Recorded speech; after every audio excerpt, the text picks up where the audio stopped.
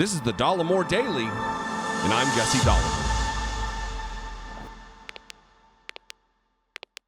So I was going to include what I'm going to talk about right now in the previous video about Tucker Carlson and his BS explanation for what took place in Buffalo.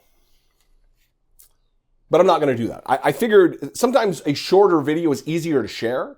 And this is important because Tucker Carlson has said many vile and reprehensible things over the course of his time in the most popular cable news show in the history of cable news.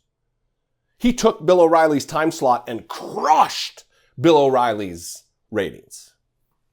People listen. People watch. And when he denies that he has he didn't even talk about the fact that he's being blamed for this, that there are people pointing fingers at him for his culpability and his role in this. He just talked about Trump. And I went back and I watched some videos from 2018. I've been covering this for years now with Tucker Carlson. And there's a clip of Tucker Carlson talking about diversity. And how is diversity our strength? Everybody talks about diversity. Constantly talking about diversity. It's our new national motto. And then I read a piece from the shooter's manifesto. And they mirror. They are almost exactly the same in language. And for Tucker Carlson to act as though he didn't play a role in this, he didn't motivate this through his hate, is disgusting. First, let's play the clip, and then we're going to do a side-by-side as I read the shooter's manifesto and his words about diversity.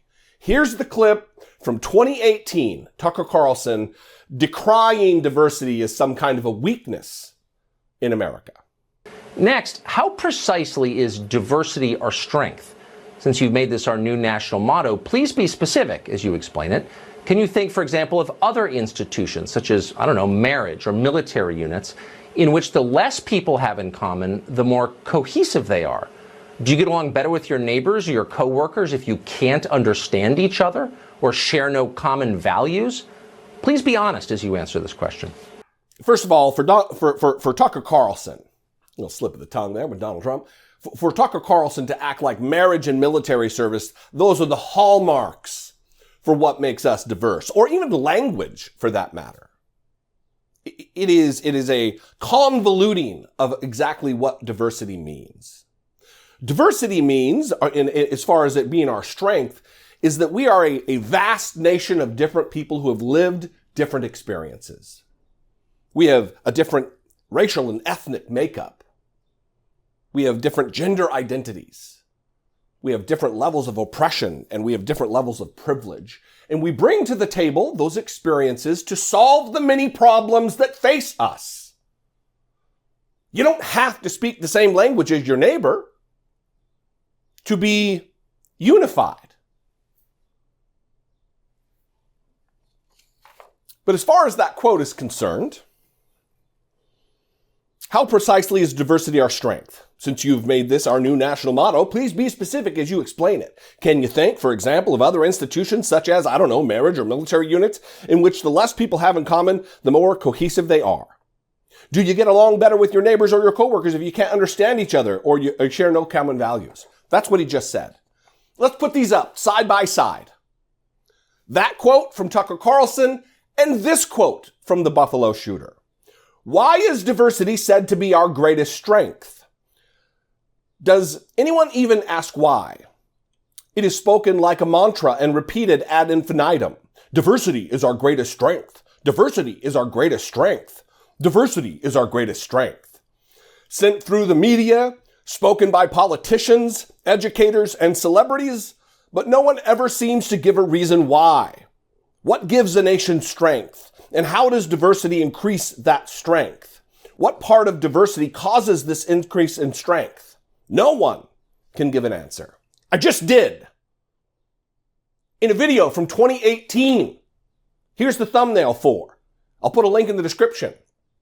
I describe at length exactly what it means.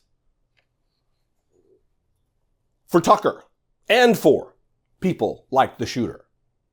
Because when you talk about immigration and that immigrants are making our country dirtier and poorer, like Tucker Carlson has said, quote unquote, and you talk about it as an invasion. Let's look. What happens when you're invaded? Look at Ukraine right now. Citizens take up arms against the invaders. So if you label black and brown people as invaders in our country, our white country, these racists believe, what do you expect, Tucker Carlson, these people to do, who are whipped into a frenzy? Violence is what you should expect. The FBI has been talking about it for years. More people have died in the United States from right-wing extremism, white supremacy specifically, than Islamic terrorism. That's a fact. And the fact that Tucker Carlson still has a job when these two statements about diversity line up so perfectly is a disgrace. This isn't a game. People died. People will continue to die if Tucker Carlson and people like him are allowed to continue to spread their filth and their hatred. Share this video. I should have started with this. Share this video.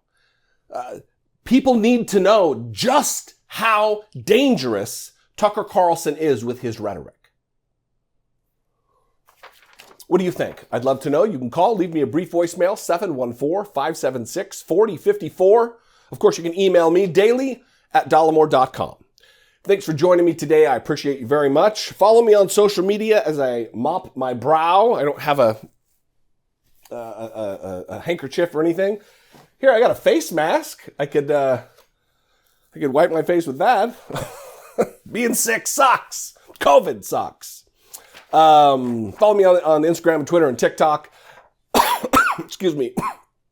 If I bring you value, if you appreciate the work I do and the message that I'm trying to spread here, you can take part in helping produce and help me spread that message. You can click the join button below this video, become a channel member for $1.99 a month, or you can click over to patreon.com/IDoubtItPodcast. Thank you very much for your time, your attention, and your consideration to help support my work. I love you guys very much. I appreciate your engagement and your passion and your concern for my my COVID health right now. Anyway, I love you guys. I'll see you next time. Until I do, be genuine. Take care of one another.